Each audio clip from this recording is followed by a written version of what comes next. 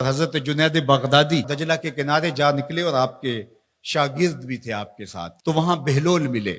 بہلول ایک مجذوب تھے، تو کہا کہ چلیے ان سے زیادہ بات کرتے ہیں۔ تو شاگردوں نے کہا یہ تو ایک دیوانہ شخص ہے اور آپ اس سے کیا ملیں گے، آپ اتنے پڑھے لکھے عالم اور اتنے بڑے فقیہ اور صوفی، اور ایک دیوانے شخص سے آپ ملیں گے؟ دنیا اس کو دیوانہ کہتی تھی، بہلول دیوانہ۔ لیکن سادی بولے کہ سادیا نزدیک رائے عاشقاں، خلق مجنو نندو مجنو عاقل است، کا اصل تو عاقل یہ لوگ ہیں۔ تو خیر حضرت جنید بغدادی گئے اور بہلول کو سلام کیا، کہا کہ آپ کون ہیں؟ تو کہا میں جنید بغدادی ہوں۔ تو کہا کیا کرتے ہو؟ کہا کہ میں پڑھنے پڑھانے کی ذمہ داریوں میں لگا ہوں۔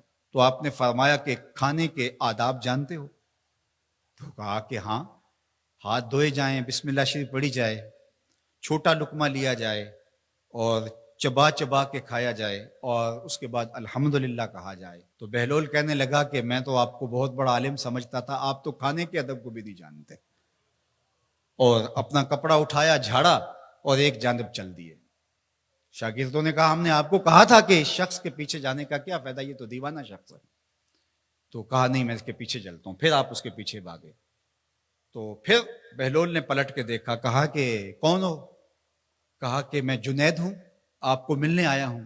تو آپ نے پھر ایک سوال کیا، گفتگو لمبی ہو جائے۔ تیسری مرتبہ بھی جب وہ اپنا دامن چھاڑ کے گزرے تو پھر آپ آگے بڑھے۔ انہوں نے پوچھا کون ہو؟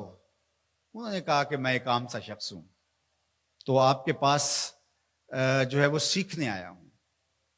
تو کہا کہ میں نے تم سے پوچھا تھا کہ کھانے کے آداب کیا ہیں، تو تم نے یہ بتایا تھا۔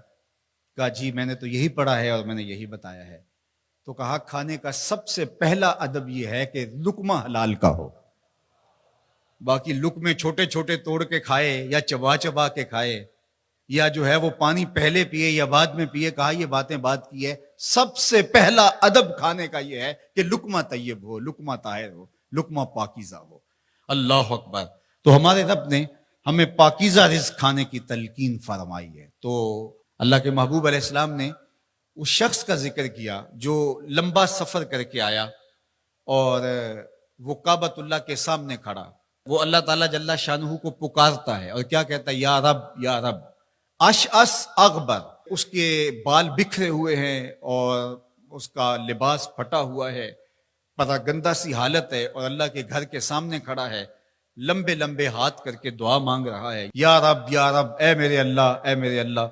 لیکن فرمایا وَمَطْعَمُهُ حَرَامٌ وَمَشْرَبُهُ حَرَامٌ وَمَلْبَسُهُ حَرَامٌ وَغُذِيَ بِالْحَرَامِ فَأَنَّىٰ يُسْتَجَابُ لِذَٰلِكَ۔